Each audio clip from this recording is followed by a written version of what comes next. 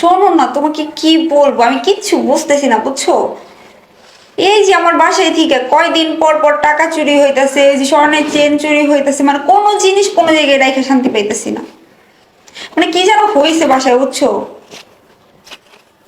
কি বলবো বলো, মানে এই টাকাগুলো কে নেয়, কোথায় যায়, কিচ্ছু মনে রাখতে পারি না। হ্যাঁ,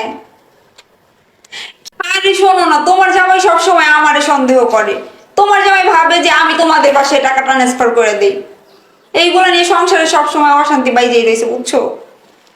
আমার আর ভাল লাগে না মা। ওই দিন স্বর্ণের চেনটা হারাই গেল। হ্যাঁ, ও তো আমার সবসময় বলে যে আমি টাকা তোমাদেরকে দিয়ে দিই, নাহলে টাকা যাইবো কই। হ্যাঁ, হ্যাঁ, হ্যাঁ, আর বইলো না মা, এইগুলা নিয়ে যে কি ঝামেলার মধ্যে আমি রইছি। যাই হোক, কি বলবো বলো, মানে অনেক ঝামেলার মধ্যে রয়েছে বুঝছো। 2 দিন পর পর এরকম হারাইলে এগুলো কি ভালো লাগে। মানুষ ঘরের মধ্যে আমরা 2 জন, আর কে নেয়, কোথা থেকে আসে, কেমনি কি, আমি কিচ্ছু বুঝি না মা। কি করব। আচ্ছা যাই হোক, ফোনটা রাখো, তোমার সাথে পরে কথা বলতেছি, ঠিক আছে।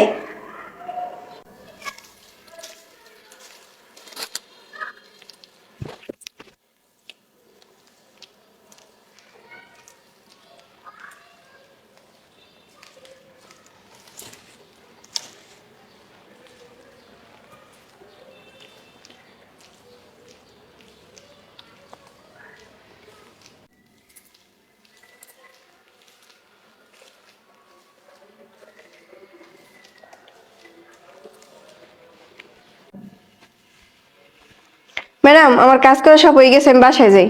তোর স্যারের কাপড় চোপড় গুলো দিয়ে দিছোস? জি ম্যাডাম। আর তোর স্যার যে জাম দিয়ে ডাল রান্না করতে বসেছিল, ওইগুলো কি করছোস? হ্যাঁ ম্যাডাম, ডাল রান্না করছি, সব টেবিলে গুছাই দিছি। আচ্ছা, আচ্ছা যাই তাইলে ম্যাডাম। শোন, জি ম্যাডাম। যাওয়ার আগে টাকাগুলো দিয়ে যা। কি বলেন, কিসের টাকা ম্যাডাম? কিসের টাকা তুই জানোস না? না ম্যাডাম। ভালোই ভালোই বলতেছি, টাকাগুলো বের কর। ম্যাডাম কিসের টাকা?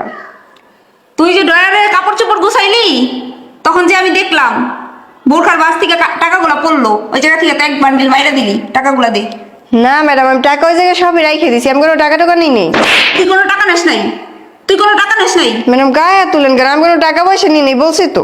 আমি তোরে বারবার বলতেছি ভালোই ভালো টাকাগুলো বের কর। আমি আমার নিজের চোখে দেখছি। শোন, তুই যে ওইখান থেকে টাকাগুলো নিলি না, তুই কি ভাবছিস টাকাগুলো এমনি এমনি চলে আসছে? আমি নিজে ইচ্ছাকৃত ভাবে ওইখানে টাকাগুলো রাখছি তোরে ধরার জন্য। ম্যাডাম উল্টা পুল্টা কথা বললেন না, আমি কোনো টাকা পয়সা নিই নেই।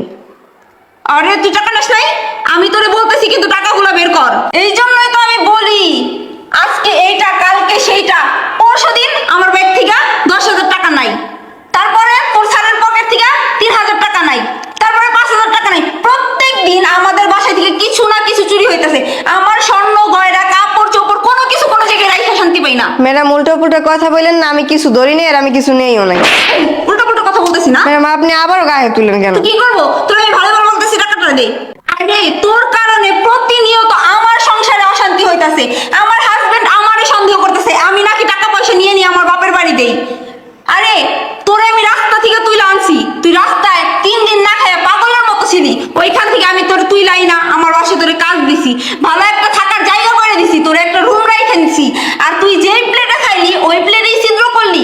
ম্যাডাম দেখেন, উল্টো পুল্টা কথা বলেন না, আমি কোনো টাকা পয়সা নিই নেই।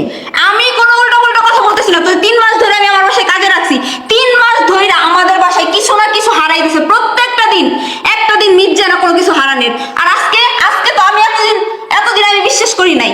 ম্যাডাম আপনার বাসায় চুরি হয় না, ডাকাতি হয় কি আমি জানি? আজকে তো আমি নিজের চোখে প্রমাণ পাইলাম তুই নাস টাকাগুলা। এতদিন তো আমি বিশ্বাস করি নাই। ম্যাডাম কি উল্টো পুল্টা কথা শুরু করছেন, বুঝি নাই কিছু। এখন আপনার বাসায় কাজ করে দেখি আপনি একটা জিনিস হারাইলে আমার দোষ দেবেন? এখন কি ভালো ভালো টাকাগুলো বের করবি নাকি আমি নিজে বের করুম? ম্যাডাম কি সেটা উল্টো পুল্টা কথা বলেন না, আর আমার বিষয়ে কোনো উল্টো পুল্টা কথা বলবেন না। তোর বিষয়ে উল্টো উল্টো কথা বলবো না না। তাই ম্যাডাম কই হাত দেন, বুঝি না কিছু। দেখি ধর গায়ে হাত দেন কেন? এটা কি, এইটা কি কথা বলিস না কেন? তুই না বললে টাকা নেস নাই, তুই না বললে টাকা নেস নাই, তাহলে এটা কি? ছি, তোরে আমি আমার বোনের মতো ভাবতাম, তোরে আমি আমার বোনের মতো ভাইবা আমার বাসা তোরে নিয়ে আসছি, আর তুই তার প্রতিফল কি দিলি? কিভাবে পারলি এটা? আরে তোর টাকার প্রয়োজন ছিল, তোর টাকা লাগতো,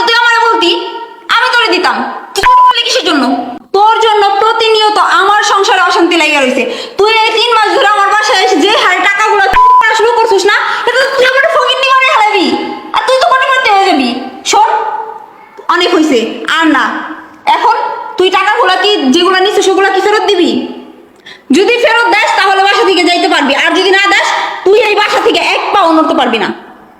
ম্যাডাম আমার ভুল হয়ে গেছে, আমার মাফ করে দেন। এই বাসা ম্যাডাম আমার মাফ বাসা করে তুই দেন। ওঠ, টাকাগুলা ভালোই ভালোই ফেরত দে, যা যা নিছোস এই 3 মাসের মধ্যে সবকিছু ফেরত দিবি, সবকিছু ফেরত দিবি, নয়তো আমি তোরে নিয়ে এখন বাইন্দা রাখুম।